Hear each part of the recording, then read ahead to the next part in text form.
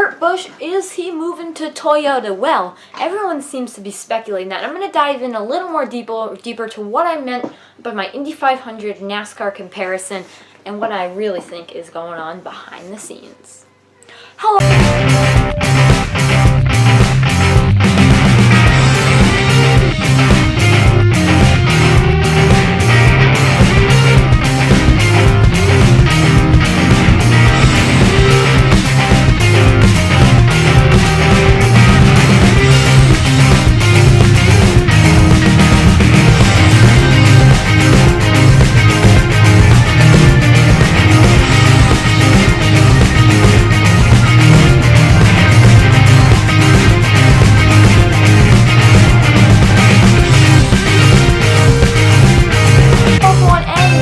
Back to another video. My name is Cameron Simpson and welcome in. How are you all doing? I hope you're doing good today.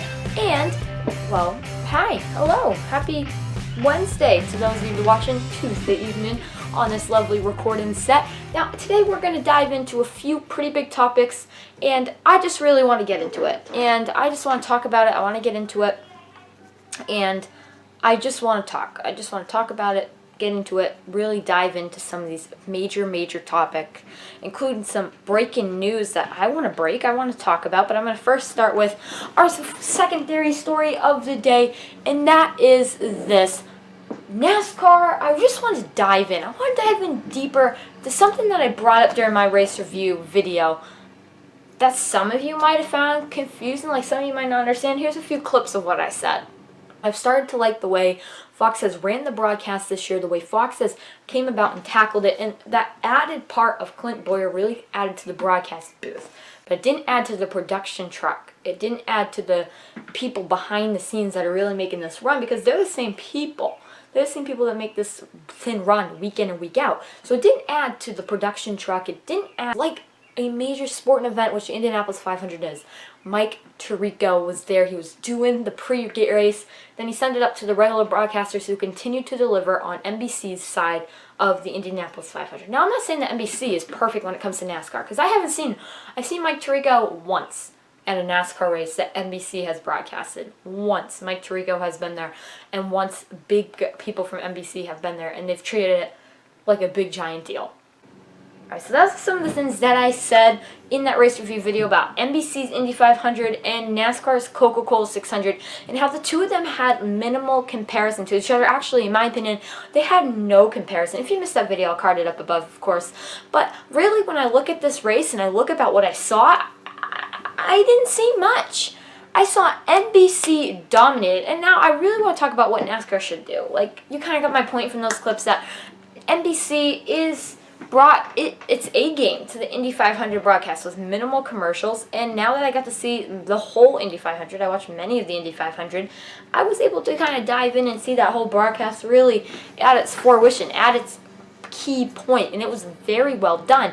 And NASCAR and Fox, I didn't enjoy that broadcast, as I did speak out. So what should NASCAR be thinking about come 2025, come next week? Should they be thinking about remodeling their broadcasts then? Should they be thinking about maybe doing more side-by-side, like golf or something like that, really get more side-by-side action in? Or find a way to incorporate sponsors more into a broadcast rather than, you know, we need you to do this as a sponsor, we need you to do this as a sponsor. NASCAR should be able to, you know, talk with sponsors and be like, what if I can do this for you? Like, would you like that better than this? Like, I know this is tough to do in NASCAR, and I know it's annoying for many hockey fans, but during broadcasts in the NHL, there's a big sponsorship right there on the ice that the television teams are able to project it on. Now, I know that will be tough for NASCAR to pull off, but that's an option. Or should NASCAR throw NBC and throw Fox out the window and say, we need a totally new model? NASCAR needs to be in the spotlight on television, and it was with ESPN, and I'm not saying go back to ESPN. And I'm not saying it's not in the spotlight with Fox and NBC. Looking at Fox's ratings, 2 million, 3 million, 4 million, they're climbing, and the television numbers are climbing. Not through the roof, but they're climbing, and they're okay. They're not great by any means, and they're not exceptional. They're not something that I'll be like, oh yeah, these are pretty good television numbers that NASCAR should be proud of. They're not like NFL would get, not like the NBA would get, but there's still pretty decent television numbers. And I'm not saying that Fox is absolutely failing NASCAR. I'm not saying that NBC is absolutely failing NASCAR, but should NASCAR be considering a different television outlet for 2025 when Fox and NBC's television contract is up? Should NASCAR be thinking, well, we really don't want to go back to Fox. Fox, we don't really want to go back to NBC, because why would we want to go back to that?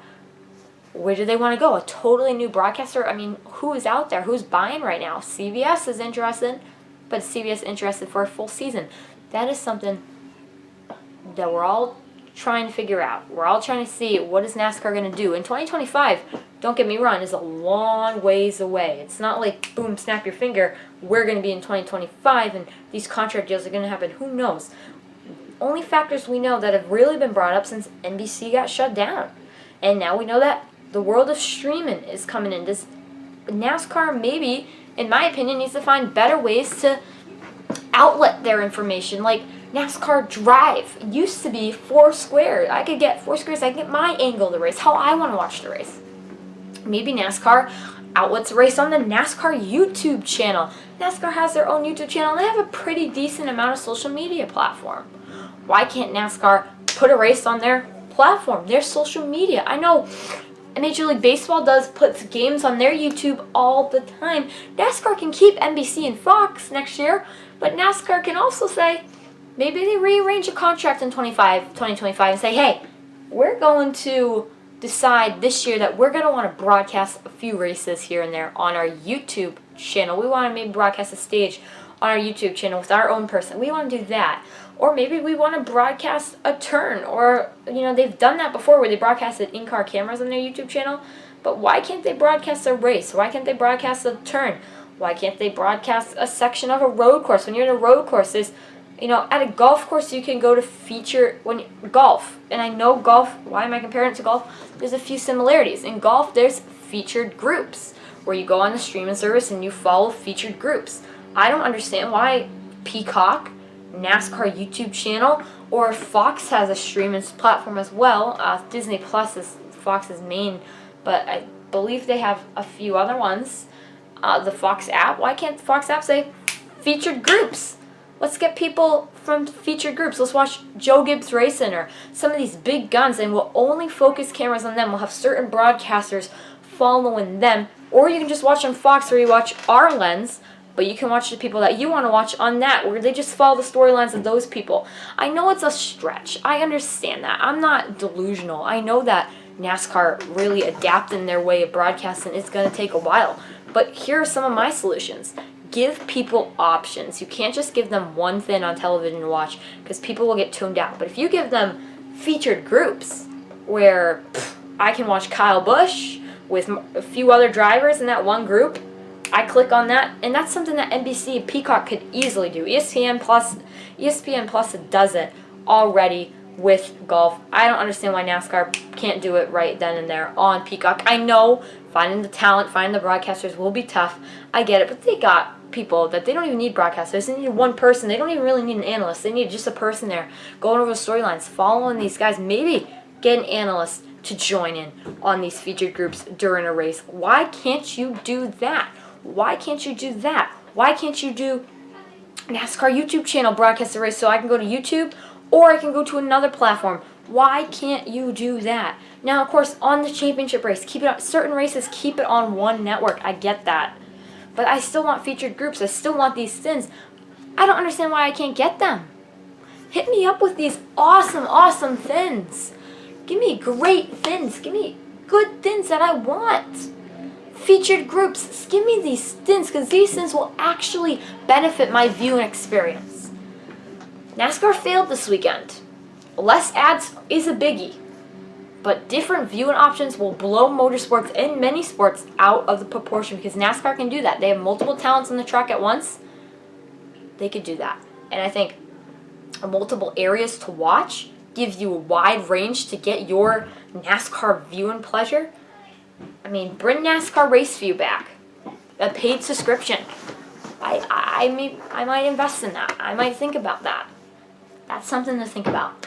But anyway, let's head to some breaking news that I really want to break. Kurt Busch announced that he may be contemplating heading to 2311 Racing. This is big boy news. This is some big news. 2311 Racing saying, hey, we might want to pick this guy up. Pretty big stuff right there. So why is this so big? Why is this something that, people really want to know and people really want to talk about? Well, I think this is something that NASCAR is breaking right now. Something that NASCAR fans are wondering about is, what is going on? Like, what's going on there? What's going on there? How is this all working out?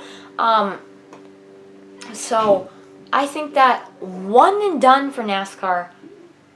Kurt Busch leaving, Chip Ganassi Racing. Holy cow, buckle in, guys. He's could be heading to, according to The Athletic, he's heading to 2311 Racing. 2311 is going to a two-car team, but there is a clause in Kurt Busch's contract which wouldn't really make any sense.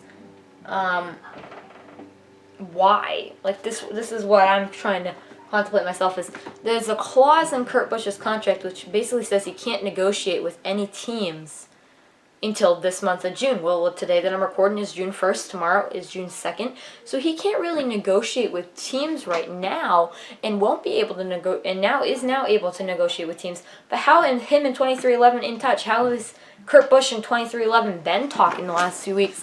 Something that we got to think about. And they haven't. That's the answer. They haven't. 2311 has been doing the talking. 2311 has been planting the seeds, and June 1st, interesting enough, we get this the last day of May.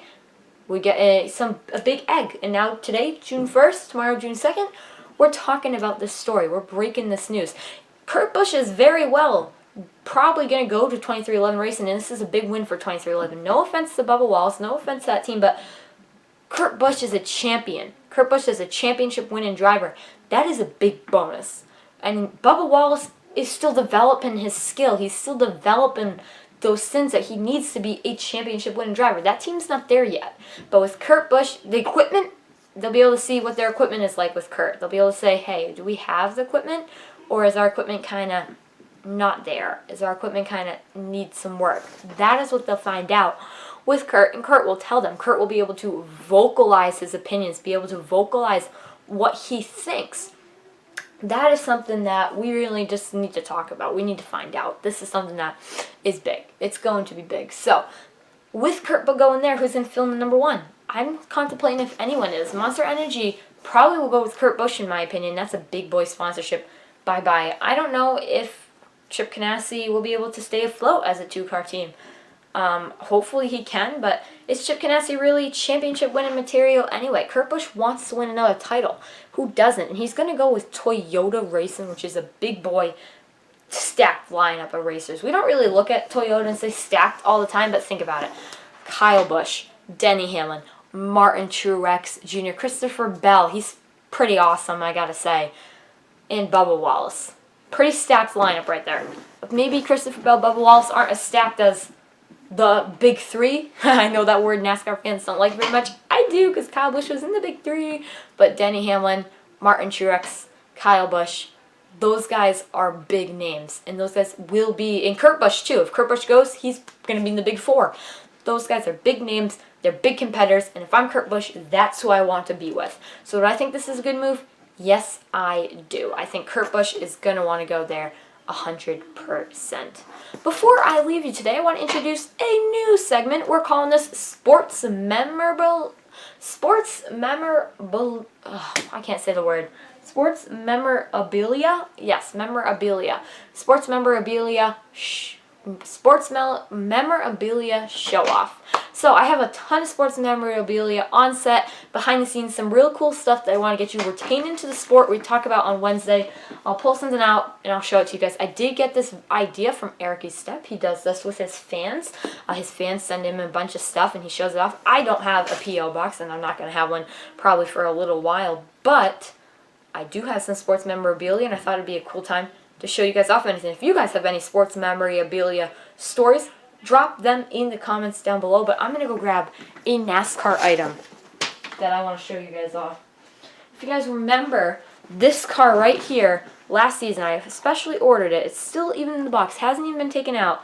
But look at this guy. Kevin Harvick Busch Light Apple car right here. And I got this car, I don't even know if it's ever been taken out of the box. I'm going to try. I don't even know if I should take it out of the box, but I'm going to. But we especially pre-ordered this because I love the car, and so did my dad. Me and my dad really liked that car, so we specially pre-ordered it, and now it sits on the set. Wow, this isn't like really special wrapping. I don't want to mark it too much. Alright, here is the car. It's even strapped in there. Oh, look at this. It's like a little presentation case that it's on. Look at this guy. Look at him, looking pretty sharp. It's the first time he's ever been out of the box. Does he even got the flaps? I think I've never taken it out of the box. But here is our sports memorabilia Wednesday show off. There you go. I don't even know if I want to keep this in now or keep this out. Like, put it on the shelf. Where on the shelf should it go? Same spot? Up here in the corner? Well, it looks pretty sharp. I gotta keep the box though. Gotta keep the box, but that looks pretty good. Thank you all for watching this video. I can't wait for next Wednesday to see what I gotta find that I want to show off to you guys. I'll see you guys next time. Peace out. Tell your stories down in the comments. See you guys.